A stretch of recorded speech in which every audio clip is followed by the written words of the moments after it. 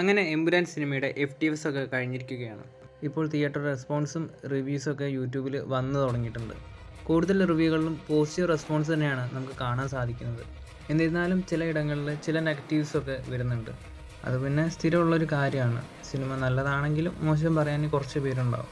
അത്യാവശ്യം കുഴപ്പമില്ലാത്ത ഒരു ഫസ്റ്റ് ഹാഫ് ആണെന്നും സിനിമയുടെ ഇൻ്റർവെൽ സീനൊക്കെ നന്നായിട്ടുണ്ടെന്നുള്ള അഭിപ്രായങ്ങൾ വരുന്നുണ്ട്. സുരാജ് വെഞ്ഞാറമൂട് പറഞ്ഞ ആ ഒരു ജംഗിൾ പുലി സീന് ഈ ഒരു സിനിമയിലെ ഏറ്റവും വലിയ ഹൈ മൊമെൻറ്റ് തരുന്ന ഒരു സീനായിട്ട് മാറിയിട്ടുണ്ടെന്നാണ് സിനിമ കണ്ടിറങ്ങിയ പ്രേക്ഷകരുടെ അഭിപ്രായങ്ങൾ കാണുമ്പോൾ നമുക്ക് മനസ്സിലാവുന്നത്. ഈ ഒരു രംഗത്തിലെ ഫൈറ്റ് സീൻസൊക്കെ പൃഥ്വിരാജ് കിടലിനായിട്ട് എക്സിക്യൂട്ട് ചെയ്തിട്ടുണ്ടെന്നും അഭിപ്രായങ്ങൾ വരുന്നുണ്ട്.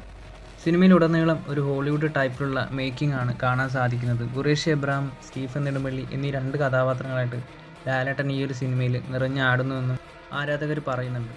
ഫിർസിന്ത എന്ന ഒരു സോങ് സിനിമയിൽ ഭീകര ഇമ്പാക്റ്റാണ് തന്നതെന്നും പറയുന്നുണ്ട്. പാർട്ട് 3ക്ക് ലീഡ് കൊടുത്തുകൊണ്ടുള്ള സിനിമയുടെ ക്ലൈമാക്സ് സീനൊന്നും പലർക്കും ഇഷ്ടമായില്ല എന്നൊക്കെ റിപ്പോർട്ടുകൾ വരുന്നുണ്ട്.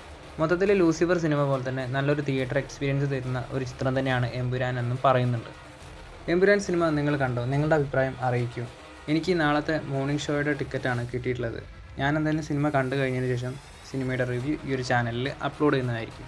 എമ്പുരാൻ സിനിമയുടെ ഇന്ന് രാവിലത്തെ മോർണിംഗ് ഷോസൊക്കെ 95% ഒക്യുപ്പൻസിയിലാണ് നടന്നെന്നുള്ള ഒരു റിപ്പോർട്ടും ഇപ്പോൾ വന്നിട്ടുണ്ട്. എമ്പുരാൻ സിനിമയുടെ ബോക്സ് ഓഫീസ് കളക്ഷൻ്റെ അപ്ഡേറ്റുകൾക്കൊക്കെ ആയിട്ട് കാത്തിരിക്കുക.